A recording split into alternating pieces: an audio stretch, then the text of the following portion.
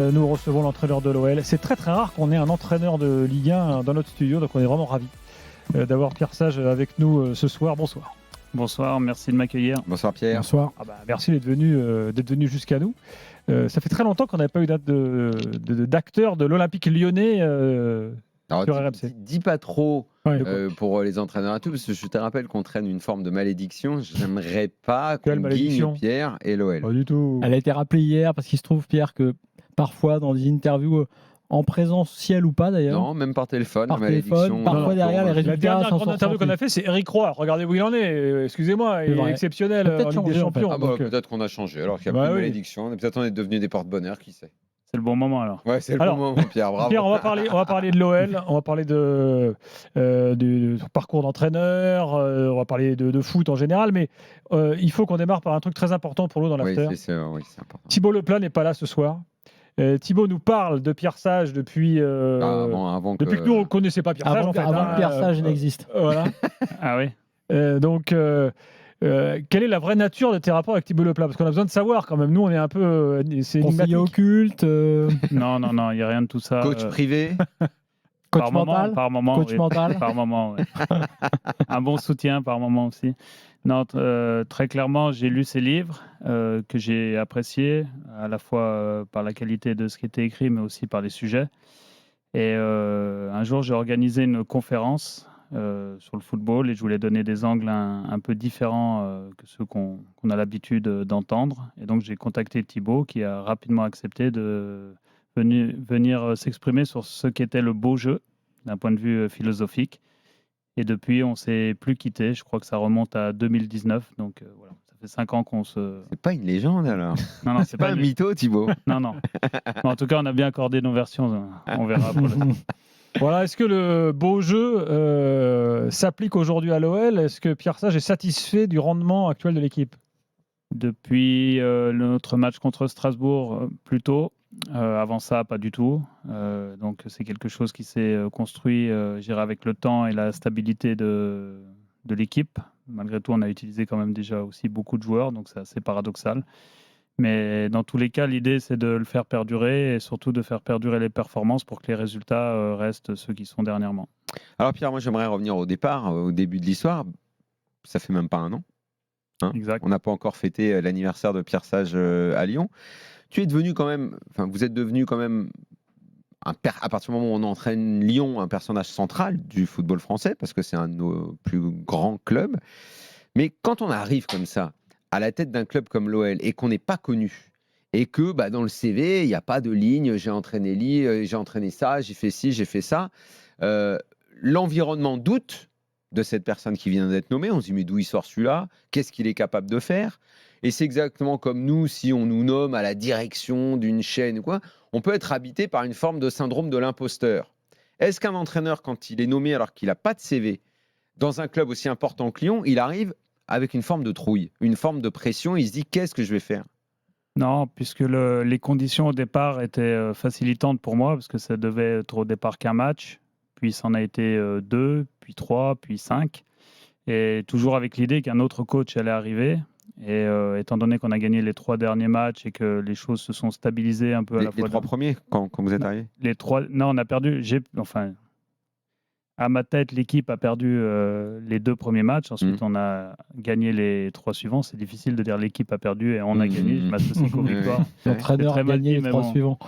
Mais bon, voilà, on a gagné entre le 3e et le 5e match. Et du coup, le club m'a proposé de finir l'année sportive en continuant 6 mois. Mais c'est vrai que j'ai jamais eu ce syndrome-là. Mais le doute a dû vous habiter quand même. Mais pour compléter la question, ça va pas être trop grand pour moi, le pour costume. compléter la question de Daniel, est-ce que ce doute, on comprend bien qu'il vous a pas habité l'an dernier, mais plutôt, moi je dirais cette saison, parce que là on a dit, cet été on a dit, attention, là c'est la première intersaison à gérer, c'est la première, et là est-ce qu'il n'y a pas une forme de pression au moins, peut-être pas de doute, parce que vous savez ce que vous voulez faire, j'imagine, sportivement et sur le terrain, mais est-ce qu'il n'y a pas une forme de pression supplémentaire?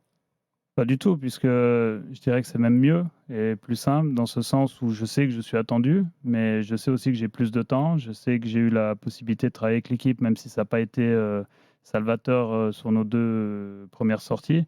Mais dans tous les cas, l'idée est de pouvoir construire un effectif dans le temps avec plusieurs mercatos. L'idée est de pouvoir construire une équipe qui joue de mieux en mieux, qui enchaîne les Ouais, mais résultats. sauf que le temps, on sait qu'on n'en a pas. Donc en fait, là, vous avez bien vu en début de saison, Mais- même vous avez évoqué ça, la difficulté de la fin du mercato qui trottait dans la tête des joueurs. Pour vous, c'était pas simple. On a senti à un moment donné, que vous l'avez même évoqué, que c'était compliqué. Donc le temps, oui, le projet sur 2-3 ans, on en parle tout le temps, mais il n'arrive quasi jamais. D'accord, mais je me dois de réfléchir et d'agir de cette manière malgré tout, puisque dans le pire des cas, ça se passera comme ça. Enfin, je ne sais pas à la fin pour qui ce sera le pire des cas, mais l'idée, c'est de faire en sorte que ce soit quelque chose qui se construise. Et même au départ, quand je ne devais faire qu'un match, je me suis toujours dit qu'il faudra faire en sorte que celui qui récupérera l'équipe la récupère dans des conditions un peu meilleures qu'il y a un match en arrière. Donc l'idée est toujours de construire des choses avec la nécessité effectivement d'être efficace aussi rapidement. Donc c'est dans ce sens que je pense que la stabilité a été un élément important, à la fois dans l'effectif, à la fois dans les méthodes, à la fois dans le staff et peut-être aussi avec ma présence. Mais je ne peux pas réagir simplement sur du court terme puisque le jeu d'une équipe, la stabilité des performances, la capacité de l'équipe à se développer aussi, parce que c'est un élément qui est important, elle passe forcément par une logique à long terme, une vision et des actions qui sont menées au fur et à mesure du passage des paliers. Alors, qu'est-ce qu'on fait quand on arrive comme ça, qu'on reprend un club malade? Parce que le peu qu'on savait de vous, et nous, ce qu'on savait, on en a parlé, c'est Thibaut qui nous disait. Et Walid quand même, parce que Walid, Et Walid suivi, venait voir notamment Pierre au Red Star à l'époque. Ouais, mais sauf que les deux, ils nous parlaient de jeu. Et nous, on disait, c'est très bien d'avoir des belles idées sur le jeu, mais quand on prend une équipe qui est à ce point malade, qui en plus comporte des cadres peut-être plus proches de la fin que du début, d'abord, il va falloir mettre les pansements à la tête. Comment vous avez orienté votre travail finalement? Pour rester dans l'analogie, j'ai prôné la médecine douce, c'est-à-dire jouer sur quelques leviers au départ, de manière à redonner de la confiance, surtout donner de la stabilité à l'effectif dans l'enchaînement des matchs, parce que ça veut dire quoi ça? Ça veut dire d'aligner le même 11 3 fois de suite, les 3 fois où on gagne nos premiers matchs. Ça a été un élément important. Et ça permet. Pourquoi on fait ça? Pourquoi on aligne 3 fois le même? Pour la simple et bonne raison que les joueurs ont besoin de repères, d'habitudes collectives, et il est nécessaire de créer les conditions, quitte à abandonner peut-être les premiers matchs, d'une certaine manière, en se disant que de toute façon, on sait qu'il y aura des effets positifs au bout d'un certain temps. Et c'est à ce moment-là qu'il faut être capable de garder la tête froide et le cap et faire en sorte que, justement, le temps laisse aux habitudes la possibilité de se mettre en place. Mais les tauliers, ils ont pas douté quand ils vous ont vu arriver. Bien sûr que si. Ils ne se sont pas dit, parce qu'ils avaient eu quand même. L'OL a échoué avec des entraîneurs qui avaient quand même une réputation. Bien sûr. Et là, vous arrivez, qu'est-ce que vous vous dites? Qu'est-ce qu'il faut faire dans ces cas-là? Il faut aller chercher Alex Lacazette, Anto Lopez, Tolisso, les Lyonnais, c'est avec eux qu'on essaye de construire. Comment ça se passe? Pour être assez clair, vu que je n'avais aucun argument en termes de référence, j'ai essayé de créer mes propres références avec la manière d'entraîner, la simplicité dans la relation, un maximum de proximité, des valeurs qui sont plutôt celles qui fédèrent plutôt que celles qui éloignent. Voilà, C'est-à-dire, il y a quoi comme valeur? Qu'est-ce que vous avez mis en avant? Faire en sorte que la passe soit un élément central de notre entraînement, le fait de toucher le ballon soit un élément central de notre entraînement, que le plaisir soit omniprésent, de faire en sorte que les joueurs aient envie déjà dans un premier temps de s'entraîner avec l'idée de préparer les matchs pour les gagner. Et que petit à petit, ça nous amène à mieux jouer, qu'on arrive à avoir des résultats et que ce soit un cercle vertueux qui se mette en place. Et ça se fait avec les cadres. Vous êtes obligé d'emmener avec vous à Lyon, dans la période qui est celle-là, avec l'histoire récente du club, vous êtes obligé d'emmener Alex Lacazette, Tolisso, Anto Lopez avec vous. Bien sûr, parce que en fait, l'idée, c'est de se servir de ceux qui sont regardés par les autres. Vous savez, quand certains joueurs rentrent dans un vestiaire, la dynamique du vestiaire change, tout le monde les observe. Chacune de leurs actions, qu'elles soient positives ou négatives, qu'elles soient vraiment non-verbales ou que ce soit une prise de parole, impacte la température du vestiaire. Et donc, ça a été important que ces joueurs soient sensibilisés les premiers. Dès la première séance, je convoque à l'issue de celle-ci Maxence Cacré et Alexandre Lacazette. Je leur dis, mais les gars, on ne peut pas s'entraîner comme ça. C'est impossible de s'entraîner comme ça.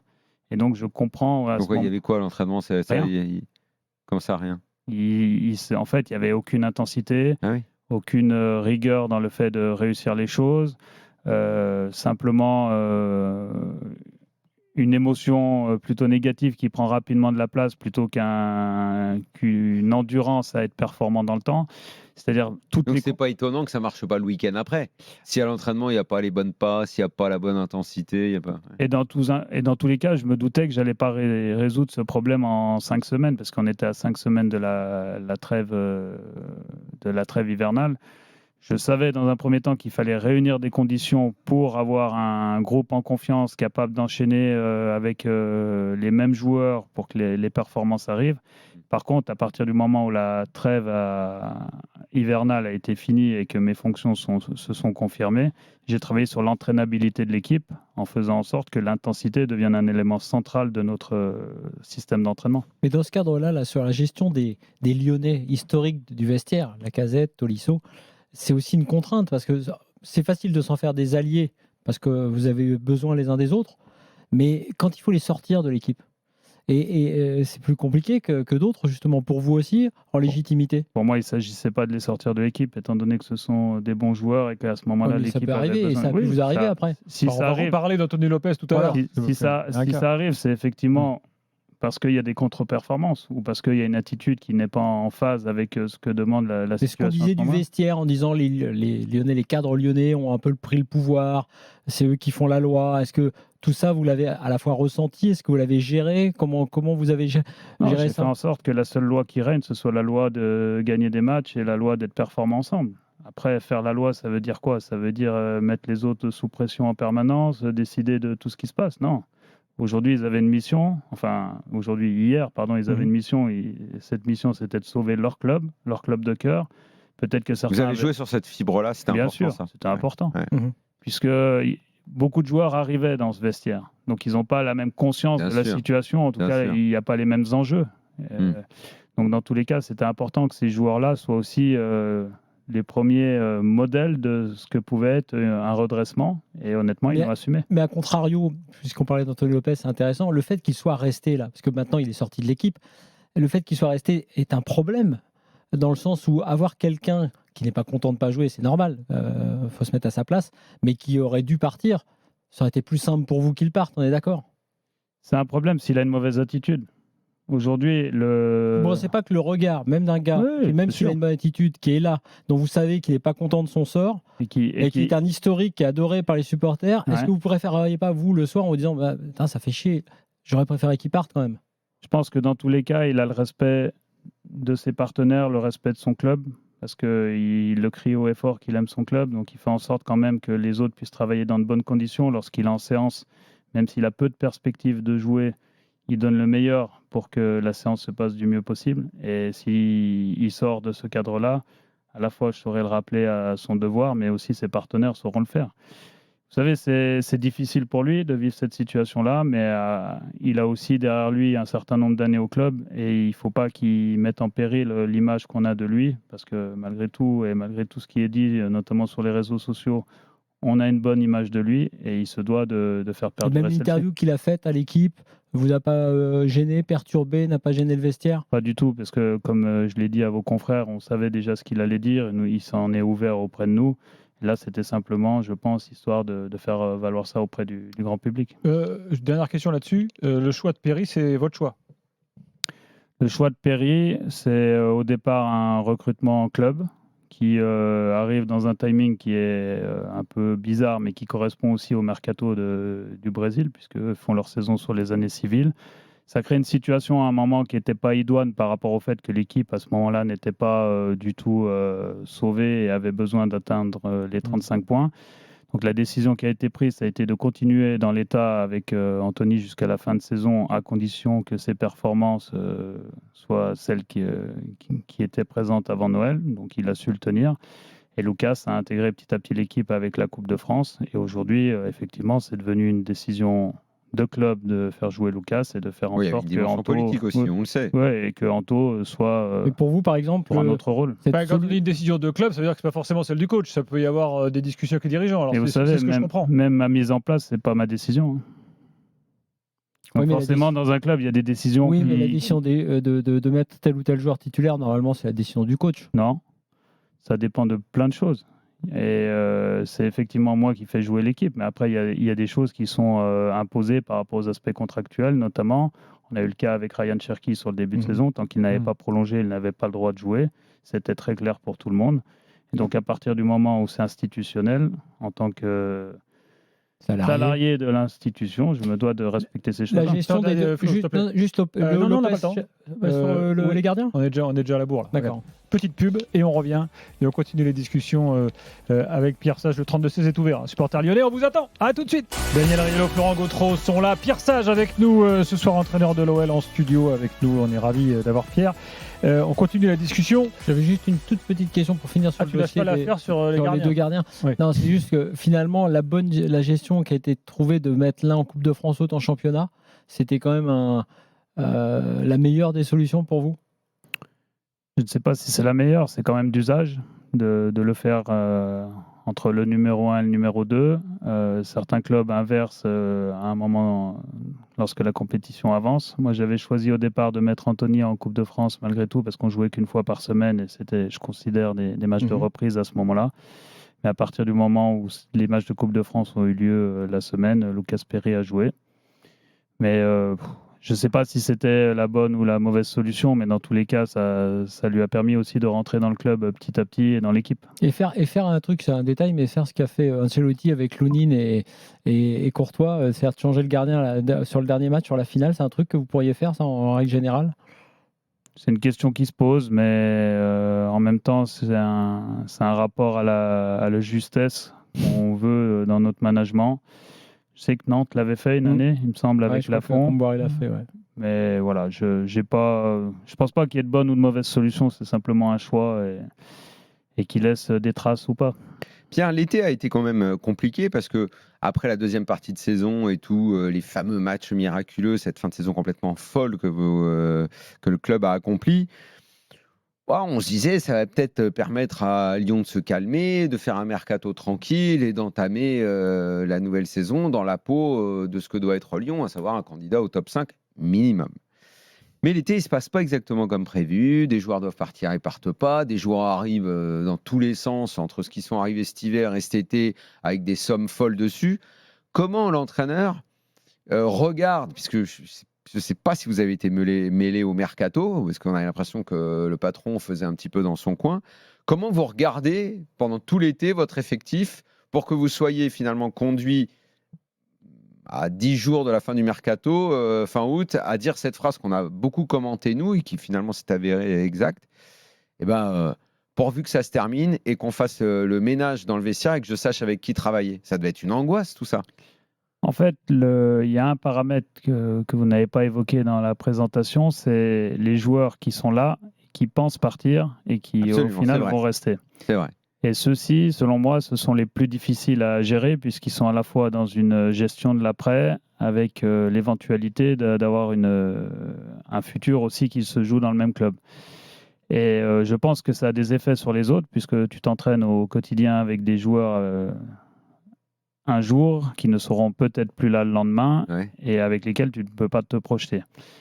Et donc, ça a été un... on est dans le cadre de Cherki, grosso modo. On est dans le cadre de Cherki, on est dans le cadre de Maxence Cacré. Enfin, voilà, ces joueurs-là qui étaient sur le départ et qui, au final, sont restés. Et Cacré, est-ce que c'est pareil que Cherki? Parce que Cherki, on va dire que lui, pour son avancée perso, même s'il aime Lyon, j'ai aucun doute pour son attachement à l'OL, mais on va dire il y avait une sorte de destinée pour lui à s'en aller. Il y avait peut-être un rêve chez lui dans un club, dans l'Allemagne. On parlait de Dortmund, on a même parlé du PSG. Ok, je peux comprendre que ça l'excitait. Cacré, c'est un peu différent. Cacré, j'ai l'impression que lui, de toute façon, c'était plus on te pousse dehors parce qu'on a besoin de blé. C'est pas exactement pareil quand même. Non, parce que concernant Maxence Cacré, il restait vraiment sur un super très bon dernier semestre dans lequel il a pu exprimer le joueur qui peut. Il n'avait pas envie de partir, lui. Si. Ah, il avait envie de partir? Oui. L'idée de partir l'habitait. Et donc, d'accord. Et donc, il y a eu quelques contacts, mais au final, rien n'a abouti.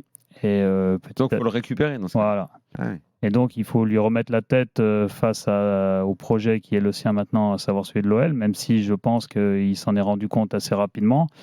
Je pense qu'il y a aussi peut-être une phase de deuil par rapport à l'idée de partir, de vivre une autre aventure. Mais Et c'est ce qui explique un peu ses contre-performances, enfin, le fait qu'il ait du mal. il y a plusieurs paramètres. Aujourd'hui, l'idée, c'est que je considère cette chose-là comme naturelle, mais je la considère aussi avec un lendemain et je suis persuadé que les choses vont évoluer. Il a pris les choses en main depuis quelques semaines. Il a la volonté de développer des points dans lesquels il peut être en difficulté. Il a la volonté de renforcer aussi les points sur lesquels il est très fort. Et donc forcément, à partir du moment où il va pouvoir enchaîner une ou deux performances, on va retrouver le Maxence Cacré qu'on a vu lors des 6 derniers mois. Alors on parlait de Cherki, comment expliquer, parce que nous de l'extérieur on se dit bon, il est passé de je pars à je reste pour prolonger, et on a l'impression qu'il y a eu un retournement de situation comme ça instantané. Est-ce que ça s'est vraiment passé comme ça, et comment vous avez réussi vous à le relancer? Ça s'est vraiment passé comme ça, avec une obligation morale qui était pour moi, qui était de lui demander si vraiment, s'il choisissait de rester, dans quelles conditions il allait le faire, et j'espérais que ce soit les meilleures conditions possibles, et il s'est engagé là-dessus. Donc pour l'instant, il répond favorablement à son engagement, et il faudra que ça dure. Un joueur qui a l'air difficile à gérer, non? Enfin, je sais pas, vu de l'extérieur. Non, pas du tout. Pas du tout. Il a un talent, mais en même temps, il a plus souvent été sur le banc finalement que titulaire ces derniers mois. En fait, cette situation, elle est relative à comment il appréhende les matchs. Et pour moi, c'est un joueur qui est exceptionnel dans la capacité à faire mal aux adversaires et qui peut mettre de temps en temps l'équipe en difficulté dans sa manière de défendre ou d'être stable dans un match. Oui, mais vous ne le mettez pas titulaire. Oui, mais c'est pour ça. Parce qu'en fait, lorsqu'on doit retourner une situation, lorsqu'on doit pousser sans plus rien calculer, c'est un joueur qui peut faire vraiment le nécessaire et apporter ce dont a besoin Il va l'équipe. falloir qu'il évolue quand On même. s'affranchit de tous les aspects défensifs. Et justement, son step d'après, c'est d'être capable d'avoir une performance qui se stabilise dans la durée du match et donc qui répond à tous les moments du match. Dans la durée du match et dans Les durées des matchs. Et des matchs, ouais. Bien Et- sûr. C'est-à-dire et qu'il faudrait qu'il puisse. Mais ça, vous êtes confiant que ça va arriver? On va l'avoir, ça va pas être comme on en a vu plein, des jeunes joueurs français plein de talent qui au final n'y arrivent jamais. Pour moi, c'est le challenge aujourd'hui. C'est-à-dire qu'il reste sur 3-4 bonnes performances, Ouais. très bonnes performances. Donc, chaque match suivant est un grand rendez-vous pour lui. Et l'idée, c'est que la série soit la plus longue possible. Maintenant, j'aurais aussi la tolérance de dire qu'il pourra en louper un de temps en temps. Mais l'idée, c'est qu'il remette C'est le quoi couvert. finalement le bon joueur? C'est 80% de bons matchs, 70% de bons matchs? Comment on évalue, comment un entraîneur évalue le bon joueur? Pour moi, c'est à peu près ça, ouais, entre 70 et 80% de bons matchs. Et il faut aussi créer un climat dans lequel, lorsque tu es dans tes 20 ou 30%, tu ne sors pas de l'équipe parce qu'il faut que les bons matchs reprennent leur cours. Et c'est important pour lui d'enchaîner, justement. Et pour ça, il va falloir qu'effectivement, sa série de bons matchs continue. Et si toutefois il y a un mauvais match, que tout de suite, il relève le niveau derrière. Ouais, c'est quoi? Ouais, non, sur le techniquement, on parle beaucoup de touches de balle trop fréquentes pour lui, mais d'un autre côté, pour faire la différence, il en a besoin aussi. Puisqu'on est sur l'idée de faire progresser l'équipe, mais aussi la progression individuelle, vous êtes là-dessus, vous êtes fan de ça, j'imagine. Oui. Pour moi, il a beaucoup progressé dans le côté collectif du jeu offensif. Donc ça, je pense que maintenant, il l'a intégré de manière définitive. Vous lui montrez des vidéos pour le faire bosser là-dessus? Je pense qu'il n'a pas besoin de nous parce qu'il bosse beaucoup pour lui déjà et on l'accompagne aussi. Mais je pense aujourd'hui que ce qui conditionne sa bonne performance, c'est le moment où il se met en action. C'est-à-dire que s'il se met en action avant d'avoir reçu le ballon, bien souvent, il fait très très mal à l'adversaire. À l'inverse, quand il reçoit le ballon et qu'il a arrêté, que sa mise en action se fait après la réception du ballon. On a l'impression que vous parlez d'un joueur qui s'appelle Kylian Mbappé, c'est-à-dire qui joue arrêté et qui ne défend pas assez. Parce que finalement, c'est les deux axes de...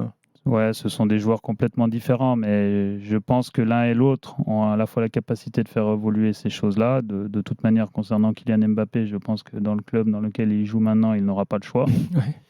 Et de toute façon, c'est un garçon intelligent, il va être capable de résoudre ça assez rapidement. Et j'en reviens à Ryan Cherki parce que c'est lui qui m'intéresse pour le moment.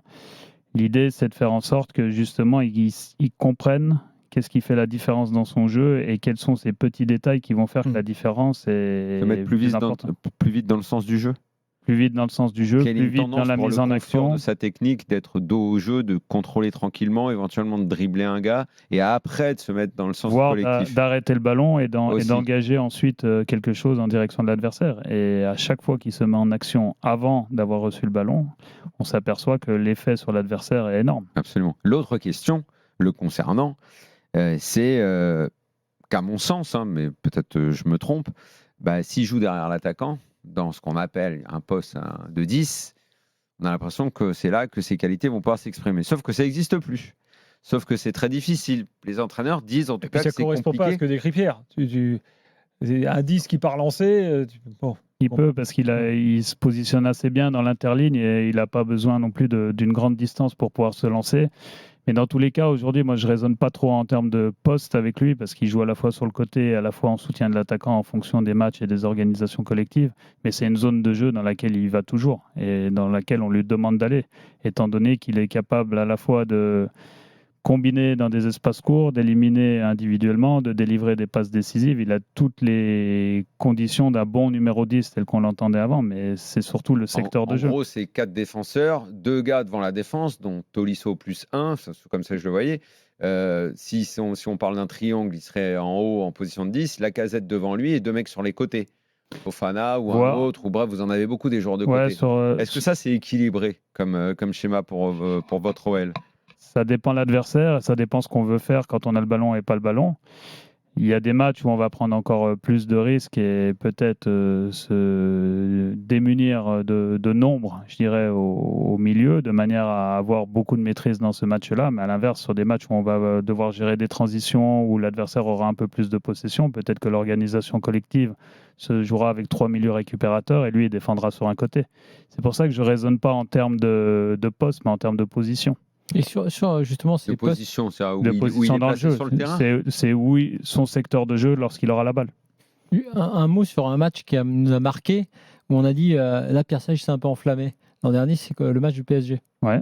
Est-ce que on dit beaucoup que les joueurs doivent faire le débrief, vous faites le débrief avec eux, vous faites évidemment le vôtre aussi après chaque match. Est-ce que c'est vrai? Est-ce que finalement, parce que souvent on dit les journalistes, ils racontent n'importe quoi, parce que des fois médiatiquement, on défend un peu l'institution, le club, puis les joueurs veulent pas entrer dans ce débat-là. Est-ce que là, vous vous êtes dit aussi, c'est vrai que je me suis peut-être un peu enflammé? Non, je pense que c'est le scénario qui nous amène à dire ça, parce que les moments dans le match où on a vraiment eu le ballon et on voulait mettre le PSG là où il n'aime pas être, à savoir dans sa phase défensive, on a réussi à faire des choses, à se créer beaucoup de situations. Et malheureusement, le match commence très mal parce qu'on prend un but d'entrée, on en prend un autre 2-3 minutes après encore. Et forcément, les conditions changent. Mais C'est tout le plan qui s'écroule. Ouais, c'est le plan qui s'écroule. Mais en même temps, j'étais quand même assez satisfait des phases offensives et de ce qu'on arrivait à leur imposer avec le ballon. Maintenant, l'histoire d'un match, elle s'écrit non pas sur des scénarios seulement, elle s'écrit aussi sur des événements. Et là, malheureusement, les événements étaient défavorables. Tiens, on a au 32-16 Mustapha qui est là, qui a été coaché par Pierre Sage. Mustapha, c'est ça? Bonsoir. Ouais, salut Lefter. Salut Pierre. Bonjour Mustapha, j'ai compris qui tu étais. Bravo, direct. Direct. Alors, c'était à quelle occasion que tu as été coaché par Pierre? C'était il y a plus de 20 ans. C'était il y a plus de 20 ans. Le premier club qu'il a coaché d'ailleurs. Enfin, la première équipe qu'il a coachée. Tout d'abord, bonjour à tout le monde et félicitations Pierre pour ce que tu as accompli jusqu'à présent. Et ce n'est que le début. Et ce n'est que le début, j'en suis convaincu. C'était où alors les débuts C'était au CS Belay. Enfin, il va vous en dire un peu plus. Hein. C'est là où il a joué. Dans l'Ain. Ouais. C'est là où il a joué au départ et c'est là où il a commencé à coacher alors qu'il était tout jeune mais avec déjà énormément de qualité de coaching. Et voilà. Et moi aujourd'hui, je suis pas si étonné qu'il soit à ce niveau-là. Bon, et t'as une question du coup? En tout cas, ça c'est une constante, ce que tu dis. Et je ne sais pas si vous l'entendez ou si vous ne voulez pas l'entendre, parce que dans ces cas-là, on est toujours un petit peu modeste, mais on ne trouve que des avis positifs vous concernant. Les gens qui vous ont approché, que ce soit en termes de coaching, de relations humaines, on dit, tout le monde a l'air de dire, il devait arriver là, c'est son destin, c'est là, il sait tout faire. Je pense qu'il y a deux choses. La première chose, c'est Une fois que ça s'est produit, c'est toujours facile de le dire. Donc là, ça s'est produit, donc forcément, l'histoire est belle. Et après, la deuxième chose, c'est que je m'impose, entre guillemets, d'avoir une éthique et un style qui marche et qui, de temps en temps, ne marche pas non plus.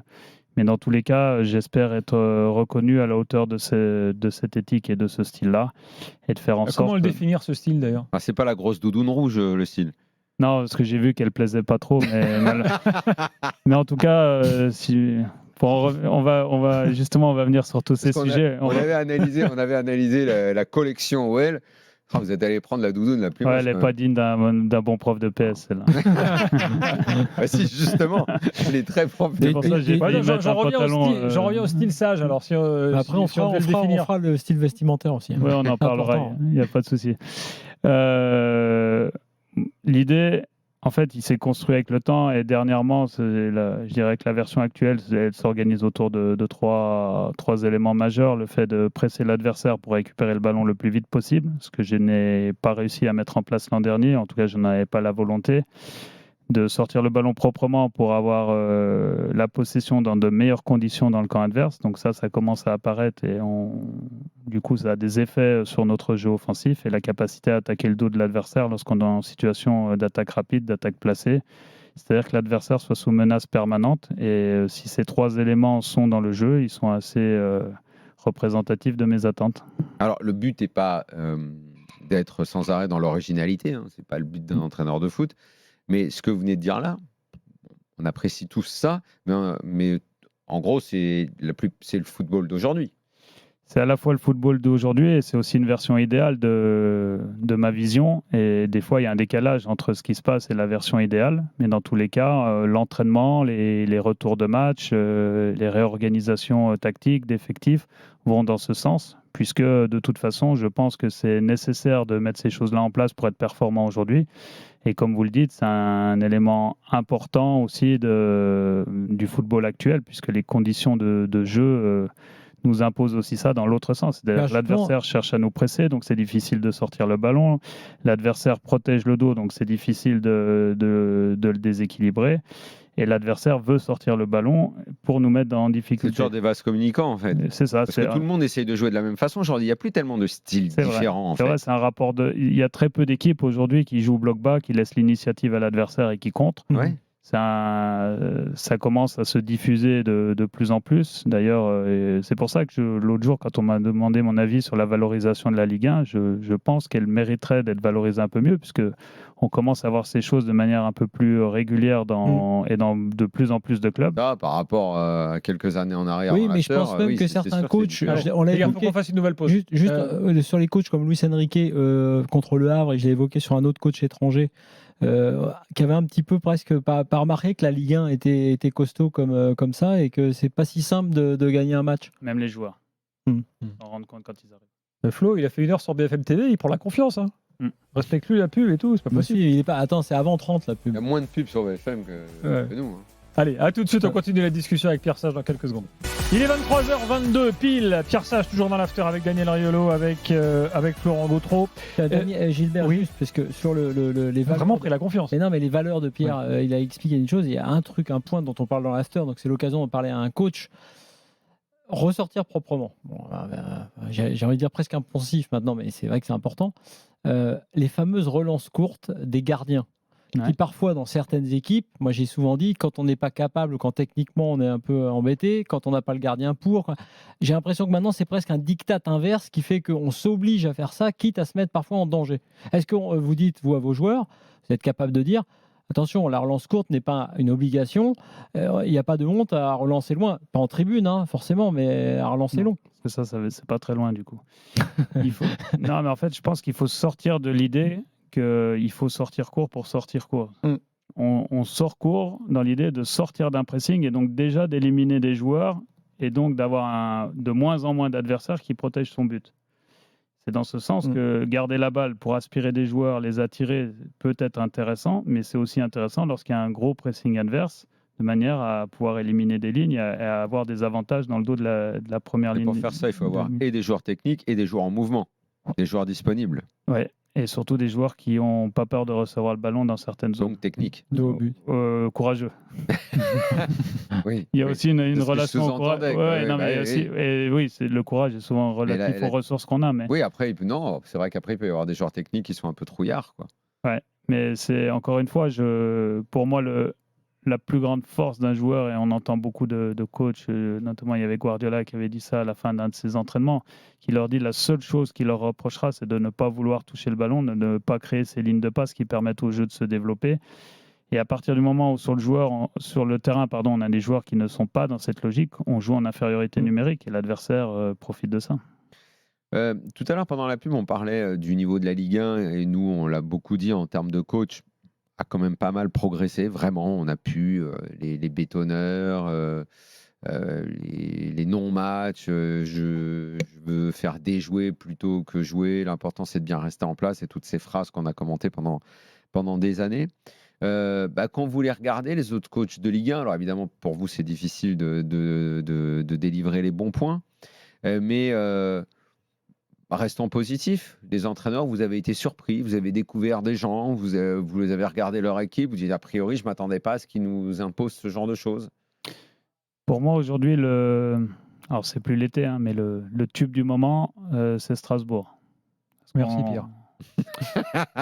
Faut toujours être un peu faillot avec les chefs. Merci Pierre. J'ai bien compris qui était le chef.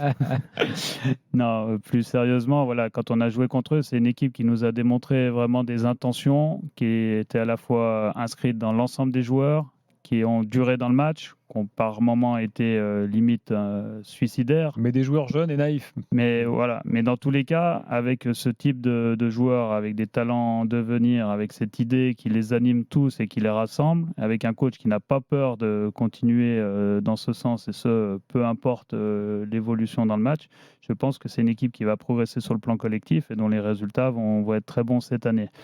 Donc je suis pas impatient. On aime bien aussi. Ouais. Je ne suis pas impatient de les jouer au match retour. Ou en tout cas, je suis impatient de les jouer au match retour si notre propre évolution suit le chemin qu'elle est en train de suivre. Il y a un point d'ailleurs qui vous concerne aussi, puisque vous n'êtes pas là depuis très longtemps à la tête d'une équipe de Ligue 1. On a souvent dit ou longtemps dit qu'un coach devait avoir du temps pour mettre en place. Rosenior, il prouve le contraire. En 3 semaines. Ouais, Même l'extrême contraire. C'est presque une contre-publicité pour les coachs qui demandent un peu de temps pour construire. En fait, je pense qu'il a su trouver le message, ou peut-être que le club a aussi trouvé le coach avec le message qui correspondait à l'effectif qui avait été construit. Et du coup, la greffe a été très rapide et très positive. Le message plus rapide à passer. Ouais, je pense. Je pense qu'ils sont connectés par les idées, ils sont connectés par les profils. Ils répondent en termes de caractéristiques de joueurs à ce qu'exige ce type de jeu-là. Ils ont affiné leur recrutement en fin de mercato encore avec cette logique-là. Donc, on voit la démarche. Maintenant, je vous avoue que c'est inspirant. C'est inspirant. Ça devrait permettre à d'autres clubs de suivre un meilleur chemin. Mais dans tous les cas, on essaye aussi, nous, de répondre à cette logique. C'est qu'on a la volonté de construire notre effectif sur plusieurs mercatos, avec l'idée de le valoriser de mercato en mercato, en faisant en sorte que le niveau... Justement, Mikotadze, il rentre dans les clous, là ? Bien sûr, parce qu'il est qu'au début de son histoire. Et on ne peut pas s'attendre à avoir... Son histoire, c'est le banc.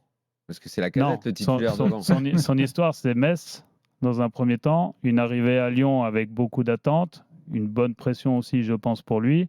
Effectivement, des premiers matchs dans lesquels il ne marque pas. Il a la possibilité de marquer à Rennes sur un penalty. Malheureusement, il ne le transforme pas. Il a plusieurs situations dans lesquelles il peut marquer. Je pense qu'il a un niveau d'XG qui est énorme par rapport au fait qu'il ait mis 0 but. Et dans tous les cas, c'est un joueur qui va trouver sa place, qui est en train de comprendre le jeu de l'équipe, qui est en train de s'associer un peu plus aux autres. Est-ce que vraiment il peut jouer avec la Casette devant, pour être clair ? Ça a déjà été le cas. Oui, ça a déjà été le cas. Ouais, mais bon. Non, mais je veux dire sur la durée. Oui, je pense. Oui, mais là, la formule qui est trouvée, selon le positionnement de Cherki, on a l'impression qu'il y a le petit qui a l'air quand même d'être un futur grand, Malik Fofana, la Casette en 9. De l'autre côté, on est un petit peu moins sûr, selon qu'on joue 4-2-3-1 ou 4-3-3. A priori, pour l'instant, Mikotadze... Ça, c'est la vérité d'une équipe qui jouerait qu'une fois par semaine. Nous, voilà. on a entre guillemets la chance. C'est ce que j'allais de dire. jouer, C'est une chance, finalement, de jouer ça. tous les 3 jours, mais c'est aussi pour ça que notre effectif s'est construit comme ça. Parce on a aussi des besoins pour être performant dans les différentes Ça permet de compétitions. concerner tout un Bien plus, sûr. Et aujourd'hui, ça se ressent pas. J'ai utilisé un seul match réellement pour des rotations parce que l'architecture me le permettait. Et Toulouse. Ouais, c'était effectivement Toulouse. Et à l'avenir, c'est évident qu'il va y avoir plus de temps de jeu pour tout le monde. Comment on fait pour passer ça m'y fait penser en parlant du match de Toulouse. Franchement, c'est une victoire. Hein. Qui n'était pas à la hauteur de ce que j'ai Mais dit tout à justement, l'heure tiens, sur la Ligue 1. hein. Sur non mais justement, c'est Mais non, mais intéressant comment parce on que alterne sur la Je t'ai rotation. pas posé la question. Ouais. Donc, comment vous gérez l'entraîneur? Vous faites un très bon match et dans la foulée, un match comme ça, terne, où il y a quand même eu des matchs étonnants à Lyon. À la limite, le match contre l'OM, il faut parler de ce match-là. Ouais. Le match contre l'OM, à la fin, on se dit comment vous allez vous remettre de ça. Les Marseillais se voient peut-être plus beaux qu'ils ne sont et dans la foulée, ça se passe pas bien pour eux. Vous, ça se passe mieux. Enfin, comment on évacue l'émotion qu'il peut y avoir après un résultat pareil pour retrouver un peu de raison et analyser réellement ce qui s'est passé dans le match? En fait, le scénario est complètement fou et complètement défavorable pour nous, mais la prestation ce jour-là était selon moi à la hauteur d'un autre résultat. Je crois que sur le match, on a 2% de chance de le perdre et on l'a perdu. Ça donne aussi la beauté que mérite notre sport. C'est quoi cette stat-là? C'est une stat qui est relative à différents critères statistiques qu'on nous livre en fin de match. Ah ouais, la stat disait on En avait fonction 2% de de quoi? perte. Malgré le résultat, en fonction des XG, occasions, en fonction du nombre de ballons possédés dans des Il faut y grosses croire à occasions. cette stat-là parce que ça. Bien sûr, sur ce match, c'est pas faux. hein. J'imagine que c'est les mêmes stats qui, sur des modèles prédictifs, construisent les cotes des paris. Hmm. Donc nous, sur des faits réels, à la fin du match, on avait 2% de chance de perdre le match et on l'a perdu. Et donc ça prouve toute la difficulté que c'est que de gagner un match, même quand apparemment c'est quasi garanti. En même temps, la reprise d'Ulysse Garcia, on doit être en dessous de 1% qu'il la refasse un jour. Hein. Mais en tout cas, il l'a fait contre nous, elle nous a bien fait souffrir. Et prendre un but après avoir égalisé à 2-2 alors qu'on pensait avoir sauvé les meubles, et c'est aussi c'est quelque chose Est-ce que la de réaction elle est spécial. bonne au 2-2 de l'équipe et de Cherkian aussi? Est-ce qu'elle est bonne cette C'est réaction à 2-2? particulier, il vient de re-signer, il rentre, Moi, je sais bien. Ça, sauve. là, vous donnez une explication. Vous me dites Ouais. pas si c'est bien ou pas bien. Mais s'il y a 2-2 et que le match est fini, tout le monde dit que c'est bien. Non. Ah bon? Parce que, bah non, ils sont 10, vous êtes 11. Dans l'euphorie de l'égalisation, vous pouvez aller gagner le match. Ouais. Après, j'ai pas d'avis tranché sur l'idée. Peut-être que s'il avait couru pour aller chercher. Pas forcément lui, l'équipe, quoi. Ouais, si l'équipe avait couru pour aller chercher le ballon dans les filets pour qu'on mette le 3-2, mais je pense que ça a été quand même l'intention parce qu'on se découvre un peu sur la fin de match et du coup on en subit les conséquences. Mais bon, vous savez, c'était un match particulier dans lequel on a beaucoup loupé d'occasion. Et le fait de pouvoir quand même se revenir au score était à ce moment-là considéré un peu comme une victoire. Mais on a été rattrapé par la réalité. Notamment, il y a un penalty. On a une grosse occasion, un face-à-face à 1-0 aussi, qu'on aurait pu faire tourner le match. On a une barre, enfin voilà. Justement, sur les matchs et sur la saison, on a beaucoup parlé de l'OL. Très dur à chroniquer, j'ai envie de dire, parce qu'on vous voit dans le mur, après on vous voit super, après on vous voit à nouveau un peu dans le mur. Il y a Toulouse, effectivement, on a un doute, mais il y a 8 changements. Moi, il y a un truc qui m'a frappé. C'est que vous étiez à 3 derrière et j'avais la sensation que ça ne pouvait pas durer, que ce n'était pas le bon système. Donc vous êtes repassé à 4. Et deuxième point, j'englobe tout parce que j'avais mis ça dans une critique dans le même avis. Je ne comprenais pas pourquoi Malik Fofana ne commençait pas plus de matchs. Et ça paraît comme une évidence aujourd'hui qu'il soit titulaire. Qu'il est indiscutable. Et alors j'imagine que je me suis dit, Pierre Sage, il est très bon. Tout le monde nous dit qu'il est excellent. Et il doit bien se poser toutes ces questions-là aussi. Je me pose ces questions-là aussi. Donc pour la défense à 3, ça représente quand même notre match contre Marseille. Ça représente quand même notre bon match à Lens. Et c'est aussi une partie de notre match contre Strasbourg, où on fait un bon match. Donc avec notre défense à 3, on a quand même aligné des bonnes prestations. Et on n'a pris que 4 points, mais les prestations étaient quand même de qualité. Maintenant, il y a une chose qu'il faut savoir aussi, c'est qu'on vient de gagner nos 4 derniers matchs. Et dans les 2 derniers, lorsqu'on attaque, on joue à 3 derrière.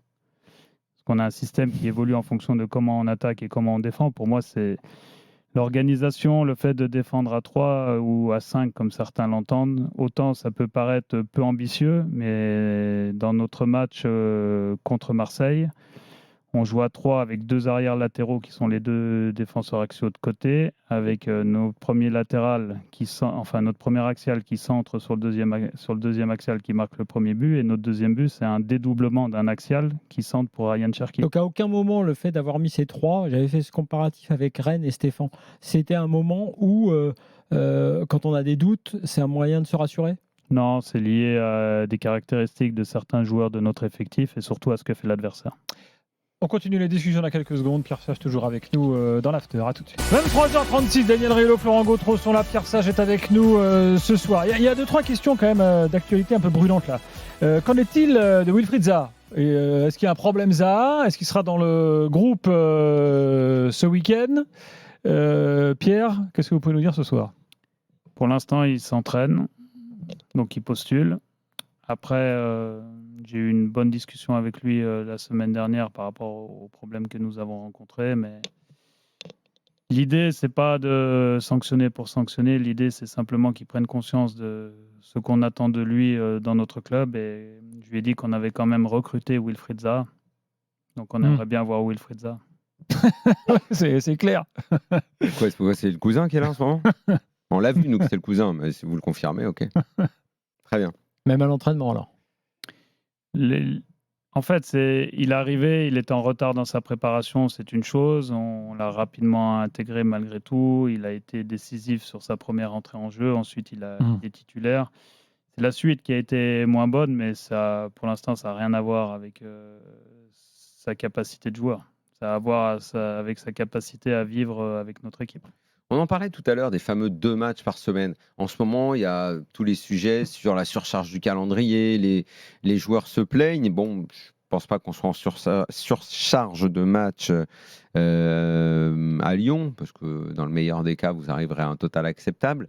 Est-ce que pour un coach, c'est excitant quand même? Parce que cette Coupe d'Europe, vous l'avez rattrapée à la fin, elle est un peu tombée du ciel. Et vous dites, au-delà du fait que c'est bien de jouer la Coupe d'Europe, tant mieux. C'est excitant quand même d'être là 2 fois par semaine. Vous avez le résultat du week-end. Il faut immédiatement rester concentré pour enchaîner. C'est pour la vie d'un club, c'est le top, non? Oui, c'est exceptionnel et ça permet aussi à la fois de rapidement passer à autre chose après Marseille, mais aussi de se re-challenger rapidement. Et donc, dans ce sens, les gens adorent jouer des matchs de football. Ensuite, les matchs de football de Coupe d'Europe se jouent face à des adversaires prestigieux, dans des lieux prestigieux. Et ça donne aussi toute la valeur de ce qu'a fait l'équipe l'an dernier, en se qualifiant, alors que rien ne laissait penser que ça allait se produire comme ça. Qui plus est en Europa League, parce qu'on a été qualifié en Europa League qu'une minute dans la saison, mais la minute la plus importante. Et je suis content qu'on figure bien dans cette compétition, qu'on la commence bien, puisque quelque part on allait chercher quelque chose avec nos tripes et aujourd'hui on emmène avec nous tout le peuple lyonnais et ça redonne un peu de baume au cœur à tous nos supporters. Il n'y a pas de limite dans l'ambition de l'OL cette année, même si pour l'instant vous n'êtes pas dans le top 5, même si on a l'impression que ça n'est pas le Lyon d'il y a 10-20 ans, plutôt même 20 ans maintenant. On a entendu votre président qui a un style particulier auquel nous on n'est pas habitué culturellement. On est peut-être en train de s'y faire. Nous, on a un peu oscillé à penser 1000 trucs différents sur lui. Récemment, je le félicitais pour ses prises de position contre la Ligue et, à mon sens, un type courageux, mais qui parfois peut nous sembler un peu excentrique. Il est allé dire, bah oui, nous, on joue le titre. Je ne sais pas comment vous avez entendu ça. Ça a dû peut-être un petit peu vous étonner.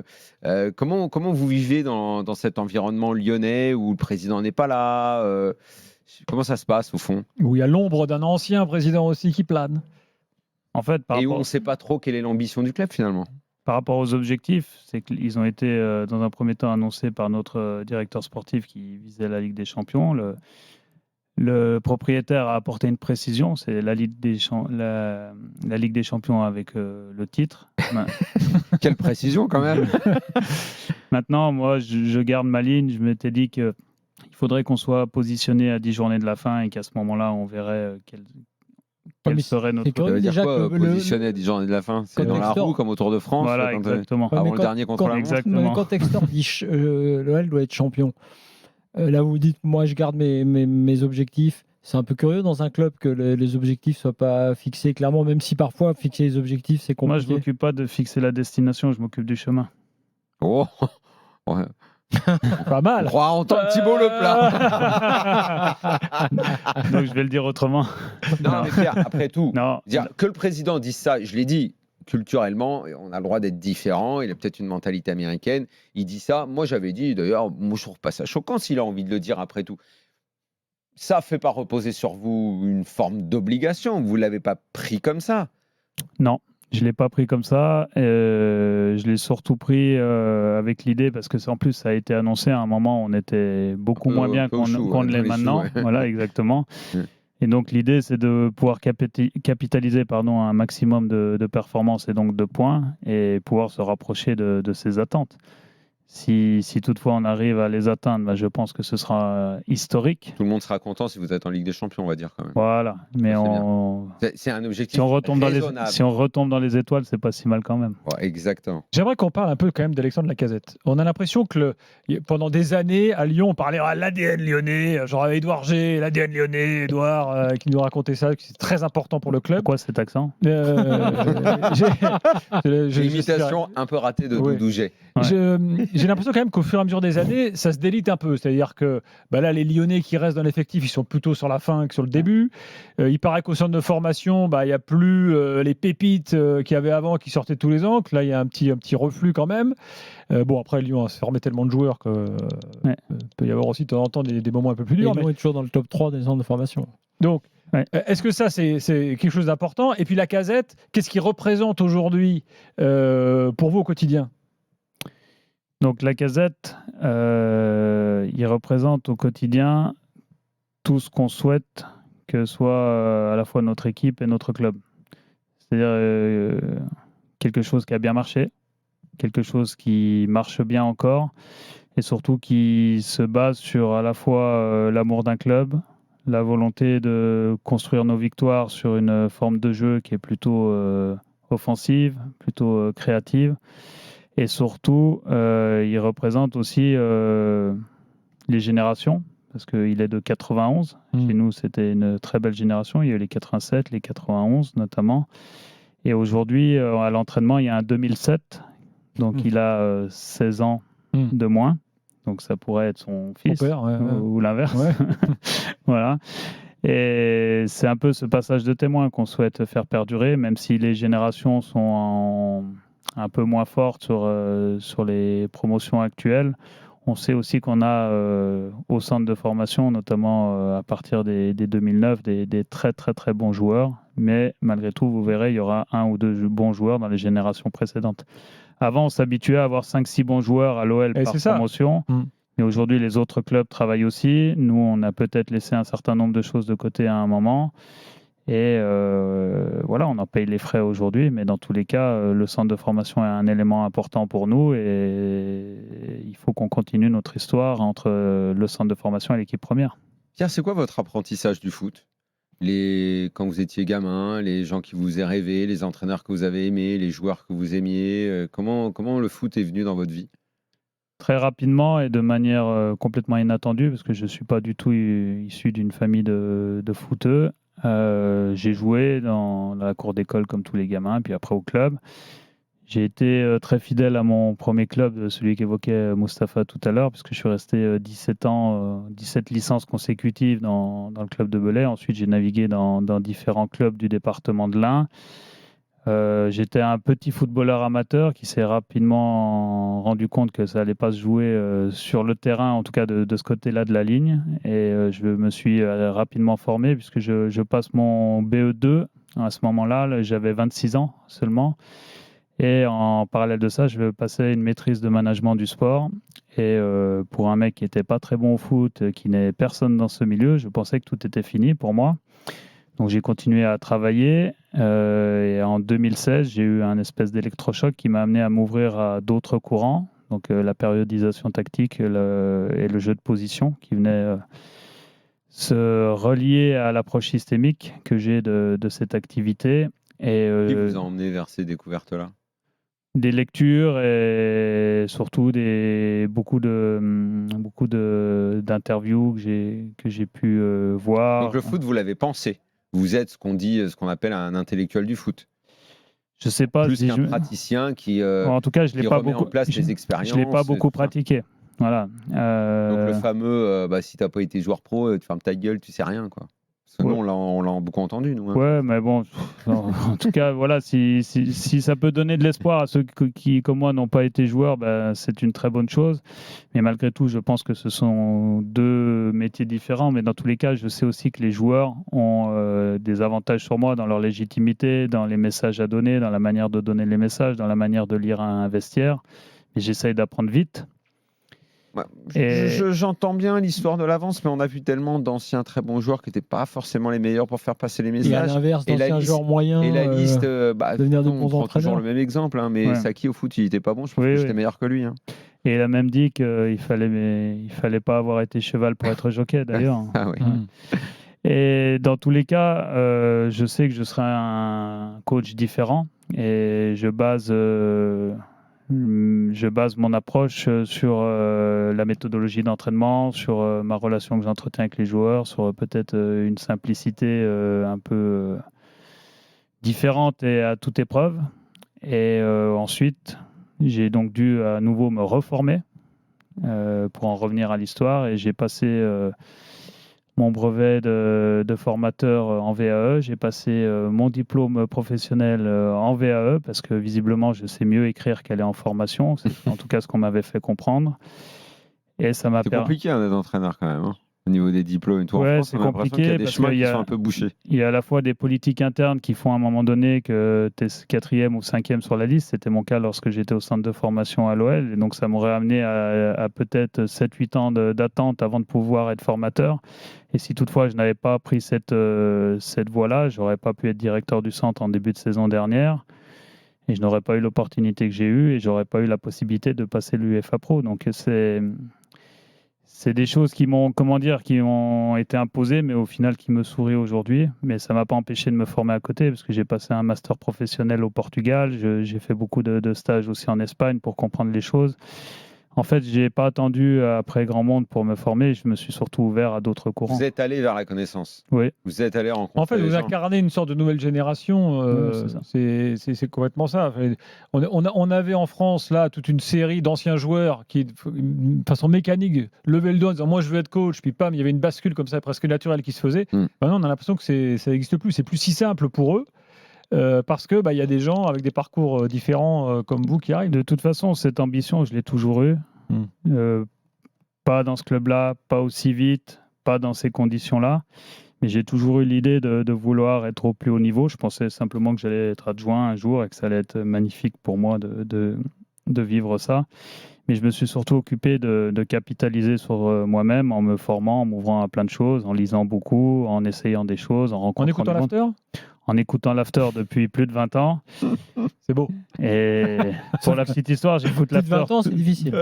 Ah bon? Oui, parce qu'on a 18 ans. On a 18 ans. Ah bon, ouais, donc j'étais même. Premier Non, match, mais- Ah, vous me écoutez sou- en podcast quand même. Non, mais je me souviens l'avoir écouté lorsque j'étais en 2003. Ça n'avait pas commencé en 2003 encore? Non, 2006. 2006, donc c'était plutôt à la fin de mes années à Oyonnax. D'accord, ouais. Lorsqu'on descendait dans les réunions de district, effectivement, on écoutait l'after. Et d'ailleurs, Bon. 2006, notre Voilà une première bonne émission, habitude. c'était sur un Lyon-Milan. match de Lyon Ouais. contre Milan. Et vous C'est êtes vrai. allé, il y a des coachs dont vous vous souvenez que la rencontre vous a apporté quelque chose. Le coach qui m'a le plus secoué en rencontre vraiment physique, ça a été Reynald Denwex. Mhm. Parce que il avait un franc-parler déjà qui ne mettait pas de maquillage sur les propos, et ça j'ai beaucoup aimé, mais surtout la qualité de ce qui était dit, et je me retrouvais beaucoup dans ses positions. Et donc ça m'a ouvert à ce qu'ils avaient fait à Nantes. J'ai creusé un peu le sujet. Et du coup, L'école nantaise est du une coup, belle ça m'a source amené d'inspiration, ensuite sur le Barça et plein d'autres Mais clubs. il y a un truc intéressant avec Reynald Denwex, pour avoir travaillé sur le sujet nantais, Mm. c'est que lui, il a ajouté à l'école nantaise, à plein de choses et plein de concepts d'entraînement très intéressants, Mm. la communication, la capacité à en parler et à l'expliquer aux autres, ce que vous voulez pas faire sur le dos, ce qui n'était pas dans la culture locale. Et je pense que vous êtes un peu aussi dans cette idée-là d'expliquer en conférence ce que vous faites, de ne pas refuser en tout cas le débat. Non, parce qu'en fin de compte, on se rend compte que le match, c'est une rencontre. Et un match de football, ça donne l'occasion de parler. Et quand on parle de quelque chose qui nous plaît ou qu'on nous questionne sur quelque chose qui nous plaît, forcément, j'ai envie de rentrer dans le débat et dans la discussion. Après, c'est pas un problème d'avoir raison ou tort, c'est simplement un problème de dire pourquoi on fait ça. Des fois, ça plaît, des fois, ça déplaît, des fois, ça marche, des fois, ça ne marche pas. Mais dans tous les cas, expliquer le chemin. Dernière pause et on conclut avec Pierre Sage, encore 10 minutes ensemble. À tout de suite dans l'after. Encore 10 minutes avec Pierre Sage dans l'after, avec Daniel Riolo, avec Florent Gautreau. On va accueillir dans un instant les auditeurs qui veulent parler à Pierre Sage et qui écoutent depuis tout à l'heure, notamment les supporters lyonnais. Mais Daniel, tu avais une ultime question un peu en mode quiz, je crois, non. à Pierre. Question un peu rigolote pour terminer avant les auditeurs. On est au mercato d'hiver, cadeau du ciel. John arrive pour Noël et il dit Pierre, ça n'est plus une question d'argent. Je t'offre le joueur que tu veux en Europe. Il doit venir à Lyon la semaine prochaine. Vous devez l'intégrer à l'effectif. Ça doit bien coller tout de suite. Donc il faut que ça colle. La zone où vous avez le besoin de le plus d'être bonifié. Vous prenez qui? C'est gratos, hein, donc vous pouvez y aller. Vous pouvez claquer l'oseille que vous voulez. Là. C'est toujours facile de claquer l'oseille quand c'est gratos. Voilà, c'est bon. Donc du coup, ce serait, vu qu'il est en Europe, ce serait Kevin De Bruyne. Et si toutefois il avait été hors Europe, ça aurait été Karim Benzema, mais pour d'autres raisons. Très bien. Ouais, enfin, les autres raisons, oui. Enfin, c'était vraiment parce qu'il doit bonifier l'équipe. Ouais, en fait, pour moi, c'est un joueur qui représente ce qu'est le jeu collectif et qui joue toujours ce que demande le jeu. Et lorsqu'on regarde un match où il évolue, on voit un certain nombre de choses. On a l'impression qu'il les voit encore plus vite que nous. Et on voit un certain nombre de choses. Lui, il en voit d'autres qu'on n'avait même pas vues. Bon, je vais appeler John, je vais lui dire Kevin, tu peux venir à Lyon. Voilà. Allez, Teddy est avec nous au 32-16. Voilà. Bonsoir Teddy. Bonsoir messieurs, bonsoir à Pierre Sage. Je voudrais vraiment le remercier pour tout ce qu'il fait depuis qu'il a repris l'OL qui était au fond du trou. Alors il se trouve que j'ai une petite chaîne YouTube qui s'appelle Teddy Spencer et dans laquelle j'écoute toutes les conférences de presse et toutes les interviews de Pierre Sage pour pouvoir les débriefer. Et l'an passé, on avait fait très peu de pressing, le sujet a été évoqué un petit peu plus tôt, et lui, il disait qu'il n'avait pas le profil de joueur qui lui permettrait de le faire. Cette année, on fait plus de pressing, puisque je crois qu'on est dans le top 5 dans 2 statistiques de pressing, mais malgré tout, je trouve que on manque un petit peu de dimension athlétique dans l'équipe. Est-ce que ça doit être une priorité du prochain mercato que d'améliorer la dimension athlétique de l'équipe pour avoir un pressing qui soit beaucoup plus impactant? J'imagine que oui, mais dans un secteur de jeu, et ça va vous paraître un peu paradoxal ce que je vais répondre, c'est peut-être au niveau de la vitesse de notre ligne arrière, parce que lorsqu'on presse, on s'expose, et du coup, on doit être capable aussi de gérer cette alternative de jeu-là pour l'adversaire. Donc peut-être effectivement en ayant un peu plus de vitesse sur notre ligne arrière, un peu comme le faisait très bien Jake O'Brien. Mais sinon, non, je pense que c'est plus relatif à l'intelligence et à des aspects mentaux plutôt qu'à des aspects athlétiques. Merci Teddy. Pierre est là au 32-16. Salut Pierre. Salut Gilbert, bonsoir Pierre Sage du coup, notre entraîneur. Bonsoir. Pierre, moi j'ai une question par rapport au prochain mercato. On sait qu'il va y avoir l'arrivée d'un Argentin que je connais pas bien, Thiago Almada, si je le prononce bien. Est-ce que tu peux m'en dire un petit peu plus sur son profil? Comment tu comptes l'utiliser dans l'équipe? Et de manière générale, comment va se construire l'effectif avec le retour de Jefinho normalement de près, peut-être d'Adrielson?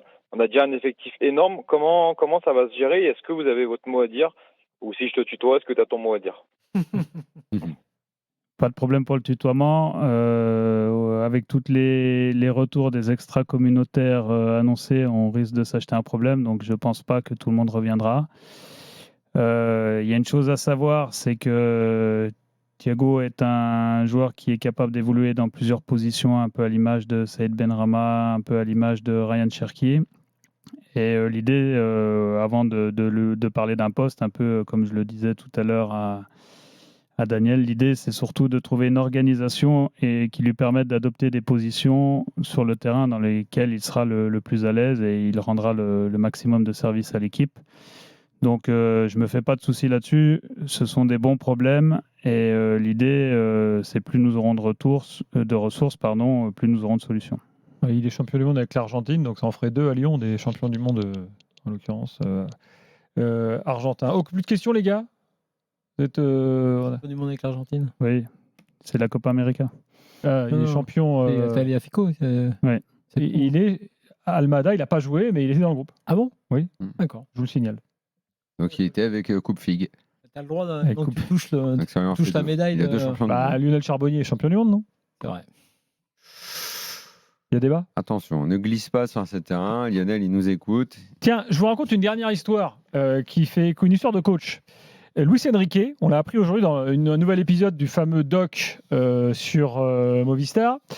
Luis Enrique, sélectionneur de l'équipe d'Espagne, avait viré, il avait plus pris Fabian Ruiz parce qu'il estimait que Fabian Ruiz était l'homme qui avait dévoilé à la presse une de ses compos lors du fameux match Espagne-Italie à l'Euro 2021. Donc il avait préparé plein de changements tactiques pour surprendre l'Italie et puis il a vu ça sur Internet et il a dit ça c'est Fabian Ruiz. Il l'a plus jamais repris depuis, sans même savoir si c'était vraiment lui. Voilà. Ça, c'est Luis Enrique qui se retrouve aujourd'hui Et maintenant, il dit Maravilla. avec, Maravilla. avec Fabian Il faut Ruiz. que je- Fabian Ruiz est revenu depuis que De La Fuente Donc en est là. fait, un type fait ça, il peut pas aller voir le joueur. Il lui fait c'est toi qui a parlé? Non. Il peut pas attendre la réponse. Mais surtout, il Alors, a le pas au mec, il est PSG. comme ça, il est comme ça, il le casse et c'est fini quoi. Ok, Ce très qui m'amène à ma dernière question, parce qu'à chaque fois on se la bien. pose. La grande souplesse. Une et- compo qui fuite à 1h du match, à 2h du match et tout, c'est vraiment si important que ça, franchement. Non, je vous avoue que des Merci. fois, elle fuite 1 minute après qu'on soit sorti de la causerie. Donc j'imagine connaître la source, la grande source. Et dans tous les cas, j'ai pas de problème avec ça. Moi, je rêve de jouer un match face à un adversaire qui me donne toutes ces infos et à qui je donnerai toutes les infos et au final que le meilleur gagne. Eh ben, il faut un match sage Bielsa, puisque c'est ce que dit Bielsa. Bielsa dit moi j'ai aucun problème, je dis tout la veille. Ouais. Après, je pense que j'aurai beaucoup moins de précision que lui parce qu'il est très très performant dans la manière de décrypter les choses. Mais l'histoire de l'imprévisibilité, ça peut pas être parfois une arme. C'est pas parce que tu connais la compo, que tu connais l'organisation de jeu, que tu connais les dynamiques de jeu qui vont animer cette organisation. Donc non, je pense pas que ce soit une Souvent, arme. l'imprévisibilité, elle vient du positionnement d'un joueur. Quand Mm. on parle d'un coup tactique après un match, très souvent, moi j'ai remarqué que c'est plus que ce qui a pu surprendre l'adversaire, l'entraîneur adverse, c'est ah ouais, on s'attendait pas à ce qu'un tel joue arrière droit ou un peu plus dans le milieu ou je sais rien pour reprendre un exemple de l'année dernière quand contre la Real Sociedad, Dembélé a joué 10 par exemple. J'imagine que l'entraîneur adverse, quand il a vu si on lui avait donné la compo, il imaginait peut-être pas qu'il jouerait là. C'est plus ça, je pense. On conclut, Daniel. l'imprévisibilité qui Juste, surprend. tu voulais faire une précision sur Nantes suite à. Absolument. Voilà, j'ai peut-être hier. fait oublier. Oui, j'ai dit hier que la situation de Nantes était délicate d'un point de vue financier. Ce qui est vrai, en revanche, ce qui n'est pas vrai, c'est qu'il y a des impayés ou qu'il pourrait y en avoir, et notamment concernant des licenciements. Non. Alors, tout ne va pas bien d'un point de vue financier, parce que Nantes, comme beaucoup de clubs français, souffre de ce qui s'est passé avec les droits télé. Mais Valdemar Kita tient à préciser, et il a eu raison de le préciser, que s'il faut y aller de sa poche, et il l'a déjà fait dans le passé, il irait de sa poche pour que Nantes ne souffre jamais, que les salariés nantais ne souffrent jamais de ce genre de situation-là et de Ok. désagréments. Voilà, précision qu'il fallait faire. Quand on dit des choses qui sont vraies, parfois on peut dire des choses qui sont très approximatives et se corriger. Merci Pierre d'être venu. Merci Pierre d'être merci, venu jusqu'à nous. merci au club Merci à vous. merci à Pierre Bidot qui est venu. Merci à Edouard G Soyez aussi qui nous a donné plein d'infos. Et puis partez pas parce qu'on a les revues de l'after pour vous. Hein. Ça c'est pour merci rentrer dans le train. Ça fait de la lecture puisque vous aimez lire. Voilà.